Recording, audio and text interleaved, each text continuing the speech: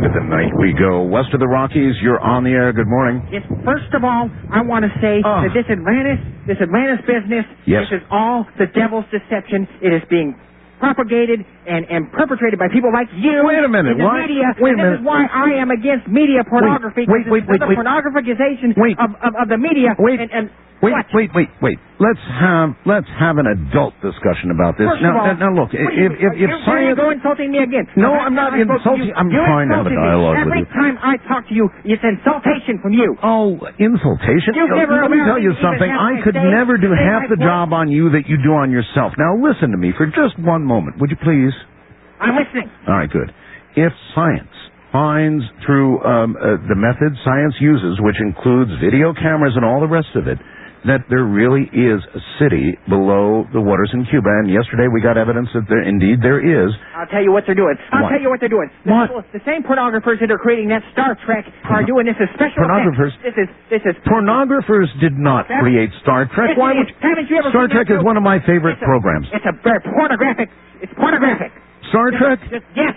Star Trek is an icon of American science fiction. It is part of the media pornography that is assaulting our nation. Star Trek is just it's terrible. If you've ever seen that show with that 69 or whatever they have, I have seen every single episode of Star Trek. The original Star Trek with Captain Kirk. You're in league with the media pornography. You don't love Captain Kirk and Spock. Captain Kirk. If you happen to know, Captain Kirk who was he played by? A Canadian. So, a Canadian. William Shatner is a Canadian operative. Operative? That's correct. Operative? He's one of the Canadian subversives. William Shatner is a spy for Canada? The Canadians are in control of the media in this country. Oh my God. Give me one. You listen to me for a minute. One shred of evidence. Give me one shred of evidence that Canada is anti-U.S. That Canada is. I have it for you. I have it. Aha. The X-Files. In fact, when I called before to talk to Chris Cater, who was the creator of the X-Files when he was on, you put me on hold. You would not allow me to be on the airwaves with him because you knew I would confront him with the light and the Lord's truth, and I would bring the new revelation forward against him because the X-Files is Canadian pornography meant to disrupt the mind and distrust our government. It's all about how the American government is evil. Hey, JC. Smoking cigarettes. JC, how do you feel about Hollywood? Hollywood is a cesspool. A cesspool. Yes. You've never allowed me to speak about my cause. I run CLAMP, the Christian Legion against media pornography. Hallelujah. So you're leading a sort of a charge against... Yes, I am. The Christian Legion against media pornography, and Hollywood is the stronghold of the pornographers. And there's more pornographization in our media than just sex. If you've ever seen the food shows that are coming out of Hollywood, where they garnish all these food and dress it up and make it look all succulent and tempting. Get back to sex for a second. Do you honestly think sex is... I mean, sex has a place, right, Jason? No. Even you've probably had sex. Haven't you had sex? Listen. Come on, answer the question. I'm not going to give you titillating stories about my life.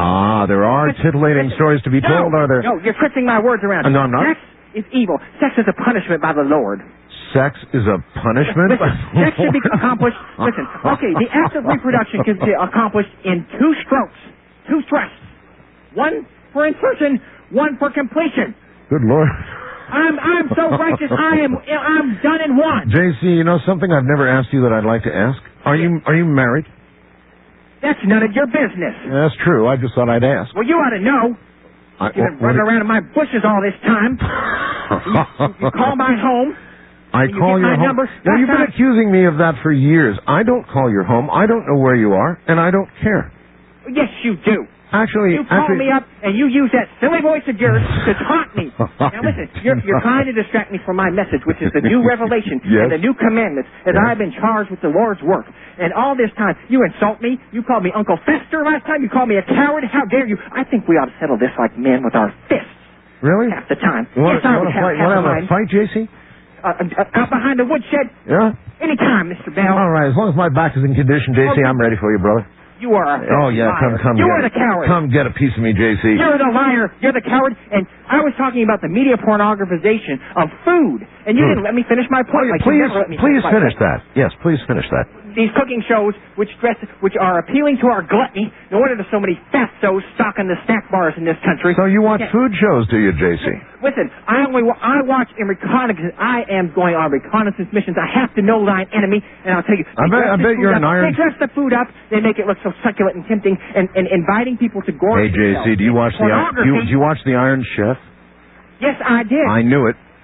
Because who was in charge of Iron Chef? William Shatner. William Shatner was on the Iron Chef. JC, that's what I'm talking about. I'm talking about JC, this glorifying food. Goodbye, JC. You're fading away. You're fading away. You're going. You're gone. That would be my limit of JC for tonight.